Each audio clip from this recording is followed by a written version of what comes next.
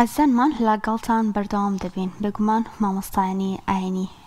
توێژێکی گرنگی کۆمەڵگان بەتایبەت بۆ کۆمەڵگایەکی مسلمانی وەک ئێمە ڕابەری ئێمە وەروە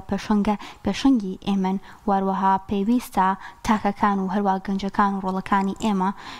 لە دەرەوەی هەر کەسێکی دیکە یەکەم کەس لە دوای پێغەمبەر دوودی خوای لێبێت چاو لە مامۆستایانی ئاینی بکەن و هەروە ئەوان بن بە ڕابەریان و ئەوان بن بە ڕێگانیشاندەریان. لەم تەوەرەدا باس لەوە دەکەین بزانین چۆن مامۆستایانی ئاینی دەبنە پێشەنگ و ئایا مامۆستایانی ئاینی بەوەی کە وتار دەدەن بەوەی کە دەبنە مامۆستایەکی ئاینی و لە مزگەوتێکدا ڕەبارەتی خەڵک دەکەن ئایا دەکرێت بەوە ببنە پێشەنگ یان تایبەتمەندی مامۆستایانی ئاینی پێشەنگ لە چیدا؟ گفتوگویم بابەتە دەکەم بە میوانداری مامۆستا ئەحمەد سۆفی مامۆستای ئاینی کە لە ستودیۆکانمان لە هەولێرەوە لەگەڵمان دەبێت. سڵاوت لەبێ مامۆستا بالەوە دەست پێ بکەم ئایا سیفەت و هەروەها تایبەتمەندی مامۆستای ئاینی و زانای ئاینی پێشەنگ لە چیدایە؟ بسم الله الرحمن الرحيم الحمد لله رب العالمين والصلاة والسلام على نبينا محمد وعلى آله وصحبه أجمعين. خوش حالم بأودي دار ودرفة بياني تام باش خواهي قرهم ولايك سلامت بك لسوران من هولير حسابه بأزني هولير ومحوري هوليري بيدلن فاقين يا دكتور خواهي قرة سلامتك خواهي قرة فرمي لقد كان لكم في رسول الله أسوة حسنة لمن كان يرجو الله واليوم الآخر وذكر الله كثيرا. دنقم ديت دنقم ناعي دنقم ديت ماما صايان فرمو بردام با تمام. زاره بچه ده قترت عالم بچه ده قترت زانا بچه ده قترت مامۆستای ئاینی. علماء تعريف يعني كرد دلين الذي يعلم أحكام الإسلام بدليل هركس أحكام كان إسلام بدليل شرعي بدليل قرآن وحديث بزاني بيدقوث عالم بلام زنابش استدزاني مثلا مالي خلق ببي حراما دور لروتانيان مثلا نێژ نەکەر لەوانێ بەرەو کوفر بڕوا جەنابش شتی دەزانی بەس پێت ناگوتری عالیم بۆ لە بەرەوەی کەلێت بپرسن دەلیلی شەرعی نازانی کە ئاەتی قورئان و حەدیث پێغەمبەر صلی الله علیه وسلم کەواتە هەر کەسێک ئەحکامی ئیسلام بە دەلیل بزانی پێدرێن عالیم. ئەحکامی ئیسلام سێشتە: ئەحکامی ئیعتیقادی، ئەحکامی ئەخلاقی وەروە ئەحکامی عەمەلی. أحكامي اعتقادي معني عقيدة وبيد وباور بدليل بزاني بهرس بشكية وعقيدة إلهيات نبوات سمعيات. ذا علمي عقيدة دو نوعة جليل الكلام هي دقيق الكلام هي دقيق الكلام وجليل الكلام هردو كان بزاني بدليل باشي أو أحكامي أخلاقي. أحكامي أخلاقي يعني الراس قوي دست باشي دل صافي نبوني حسادات أو أحكام أنا شموي بآيات القرآن وبحديث پیغمبر صلى الله عليه وسلم بزاني. إنزا أحكامي عملي دوش دقريتو عبادات معاملات. عبادة كان بزاني مثلا النويج روجي زكاة حاج ما علم من الدين بالضرورة أو أناش بدليل بزاني. معاملات حلال حرام ربا ممنوع مسموح مباح. أما أنا بزاني شهان معاملات مسموحة يعني درست بك مباحة شهان معاملات كمان يعني كما معاملة حرامة كما الربا أحكام كان بزاني أنواع الربا بزاني تنوع الربا هي أو بيدقوتري عالم بيدقوتري مامۆستای ئاینی بەڵام کەی دەبیتە پێشەوە ئەو کاتە دەبیتە پێشەوە عیلم عمل بە عیلمی خۆی بکە ئەوەی فێر بووە کاری پێ بکە ئەوەی فێر بووە کاری پێ بکە. خوای گەورە بە زانانی بەنی ئیسرائیل فەرمێ ئەتەأمرون الناس بالبر وتنسون أنفسكم وأنتم تتلون الكتاب أفلا تعقلون. يا خواهي قورا بيغمبر يفرمي صلى الله عليه وسلم يا أيها الذين آمنوا لم تقولون ما لا تفعلون كبر مقتا عند الله أن تقولوا ما لا تفعلون بس اشتك دلين بخوي نايكن زي بزينا كان خواهي قورا فرمي كبر مقتا يعني أشد بغضا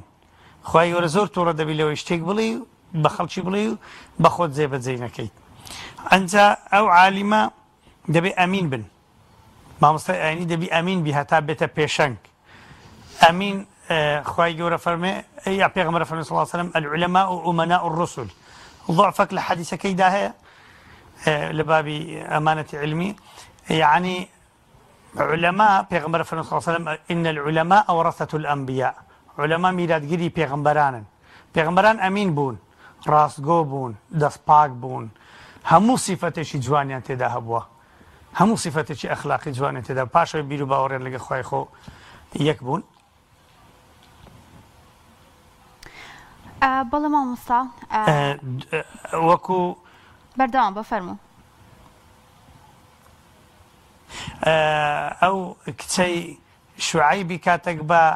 بە بابی دەڵێ موسای بکە شوانی خۆت ئینە خەیڕە مەن ئیستەئجەرتە القەویو الئەمین پیاوێکی بە قووەتە و ئەمینیشە بە قووەت یعنی بە غیرەتە بە دەست و قامیش بە قووەت بێ نیعمەتی خوایە ئەگەر عالم وكو حضرتي طالوت خوي يقول فرمي بسطة في العلم والجسم حملة جسمي خوي حملة علمي خوي بهزبو شتيشي باشا بتايبتي له او عصوري ابو او ترخو كاتاني كا روبو نوبة بدستو بازوبو بلان بيما استلقروا يمروف ورده كتسكبو يتوا بيما او قوتا اگر الالكترونيات زيرك بي اسلحة متطورة بي زور جسم دوري شي زور مهم نابيني ساڵی 1506 کۆڵت کە دەمانچەی دروست کرد وتی بەغیرەت و بێغیرەت وەکو یەکتری لێ هات یعنی بەهێز و بەهێز وەکو یەک لێ هات چونکە ئێستا مناڵێکی سینی لەوانێ بتوانێت تەحکوم بە چەند شتە بکە و هەروەها خوای گەورە فەرمێ پێغەمبەری یوسف سەلامی خوای لەسەر بی کاتێک ویستی بیکەن بە وەزیری دارایی لە ئەو مەلیکی میسری داوای لە مەلیکی میسر گوتی اجعلني على خزائن الأرض إني حفيظ عالم من حفيظم يعني بارزري ملشي خلشيما وهروا خوش ده بارزم لو دسكاري بكم علم علمشم هي بوشتي علماء حفيظ بن عليم بن دبن ببيشوا و خواي جور الآخر سورة سجدة فرمي ولقد آتينا موسى الكتاب اما ككتاب لو بيغمبر موسى ناردي وجعلنا منهم أئمة يهدون بأمرنا لما صبروا وكانوا بآياتنا يوقنون لأخلاق صبر ويقين هي لبيدو باوريان يقين لأخلاق صبر هر کەسێک یەقینی هەبی کە خوای گەورە جزا و پاداشتی دەداتەوە و ئەوەی دەیکە تەنها لە بۆ خوای گەورەیە و مخلصە و دڵسۆزە و یعنی پێی واسە بێ دەستۆ لقائی خوای گەورە یەومە یەقوم الناس لرب العالمین بەرامبەر خوای گەورە ڕادەوەستی و الله سبحانه وتعالى محاسبەی دەکا و حەق بڵێ کە حەقی گوت پێویستی بە سەبر هەیە لە هەموو قورئانێ لە دوای حەق سەبر هاتووە چونکە علەما ئەگەر حەقی نەڵێن پێیان ناگوتێ علەما چونکە علەما دەبێ بە غیرەت بن حەق بڵێن کە حەقیان گوت سەبریش دەبێ بگرن ئەو حەق و سەبرە کەنجی جێبەجێ دەبی کە کەسێکی یەقینی هەبێ کە لە قیامەت خوا جەزای دەداتەوە. زۆر باشە دکتۆر ئەحمەد ئایا تۆ باست کرد لەوەی کە پێویستە پێش زانایەکی پێشەنگ چی بزانێت و چی بکات و تایبەتمەندیەکانی چی بێت ئایا بۆ ئەوەی لە ئێستا دەیبینی زۆرێک لە تاکانمان زۆر لە گەنجەکانمان کەسانێکی لابەلایە خود کەسانێک کە هەر سەر بە ئیسلامی ژنین یاخود بڵین کە لایەنی دینیشان بە شێوازێک نییە کە لەسەر ڕێگای پێغەمبەر و هەروە ئەو بنەمایانەی کە خوای گەورە بۆی ناردوین بڕۆن ئەوان شوێنی دەکەون و دەیکەنە پێشەنگ و ڕابەری خۆیان پێویستە مامۆستایانی و زانانی ئاینی پێشەنگ چی بکەم بۆ ئەوەی دووبارە ئەم گەنجانە چاو لەمان بکەن و ئەمان ببنە ڕێبەر و هەروەها ببنە پێشەنگی گەنجانی کۆمەلگای ئێمە بەتایبەت کە گەنجانی ئێمە و هەروە کۆمەلگای ئێمە کۆمەلگایەکی موسڵمانە.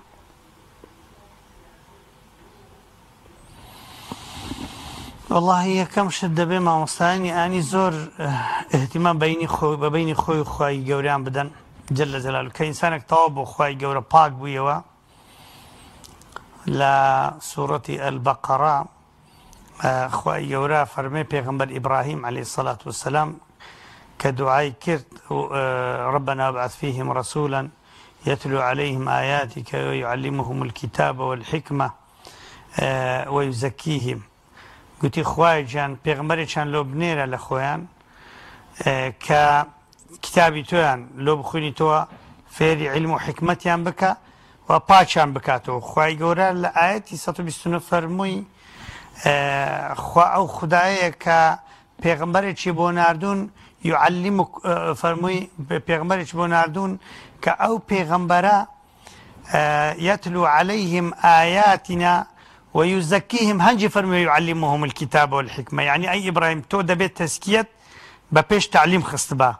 مروفي كتا باك نبي استفادة لعلمي ناكا خلق استفادة لعلمي ناكا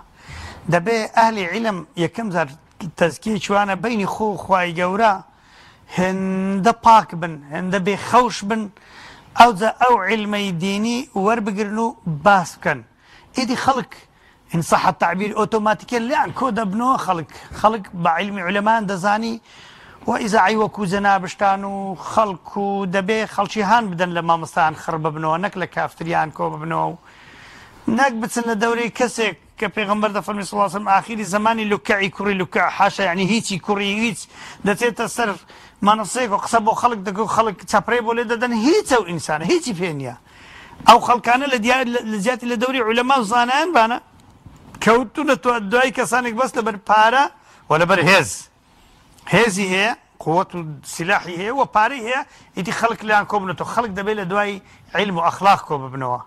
هر كاتك ملة تدبيني بدواي بارو هز دا كوت أو ملة برو هالدير الروا أو ملة برو مالويراني الروا چونك قرآني بيروس سلاحي لقردا بي دين دا بارز اگه قرآني بيرو اگه سلاح قرآني لقردا نبي قل افوتيني وبرو مالويراني دبا بويا زانايان بين خو خواي يقولون دبي باك من انزع علمش اهتمام بعلمي خواندن همو علم كان علمي علومي شرعي وكو باسم كل بدليل وهروها علومي معاصرش كمبيوتر انترنت مستوى الذكاء الاصطناعي فيدا بوا يعني زيرة شي داس كردو زانان دبي بيشنگ بن امام غزالي كاتك ل 505 هجري وفاتي كردوا كاتك فلسفه يوناني هات شو خويندي او تيگيشتو يكسر كتابش دنا بنا تهافت الفلاسفه هرسي اواني بفلسفه خلشان گمراه كردبو هم هنا نصري دكتور أحمد باسد لا إنترنت وتكنولوجيا وسوشيال ميديا أو بابتانا كرتات شونك بيويستا ما مستعاني عيني لقل بشكوتنكاني سردم دابن وقرنجي بدن بو لعناني كجنجان وتاكاني كومالغا قرنجي بيدن بو أو اللو ريقي شوا بتوانن بشنغايتي ورابرايتي كومالغا بكن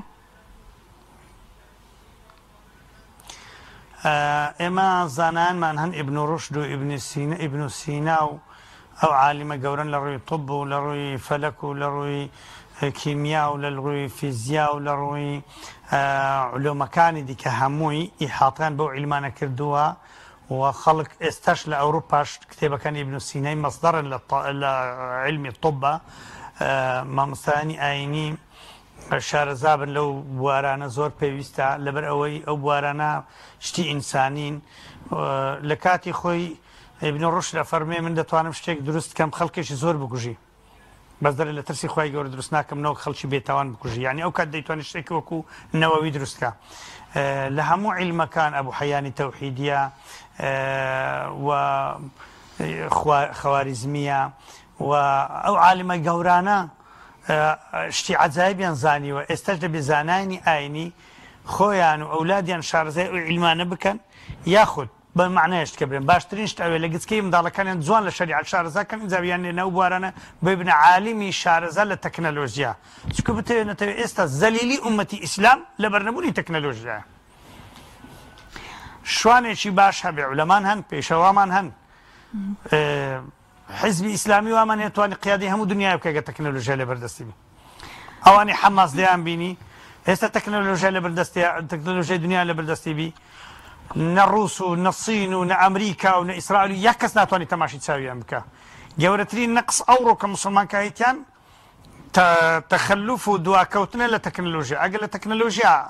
مسلمانان پێشکەوتوو بن علەمای ئیسلام پێشکەوتوو بن و خەڵکی هان بدەن ئەوە دنیا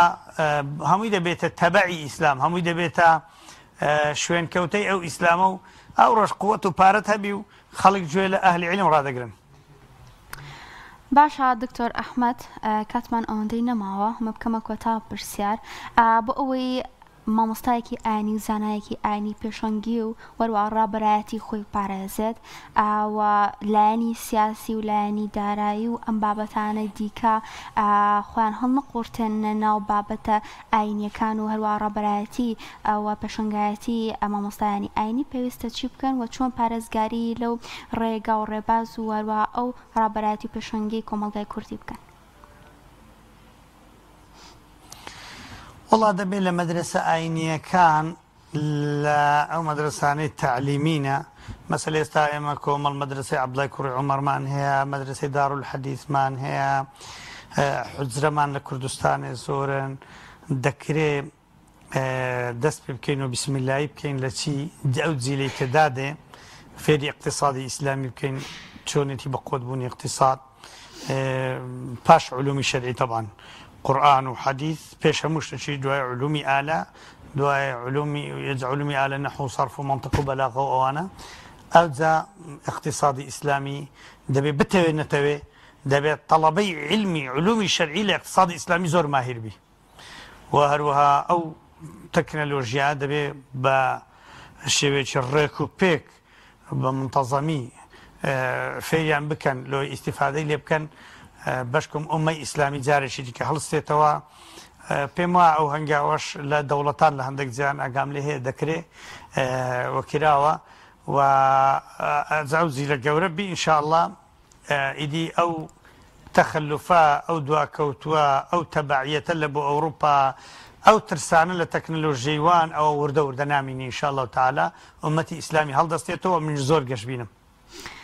بەڵێ سپاس بۆ دکتۆر ئەحمەد سۆفی مامۆستای ئاینی کارا سۆرانەوە لەگەڵمانە بووی سپاس دەکەی مامۆستا.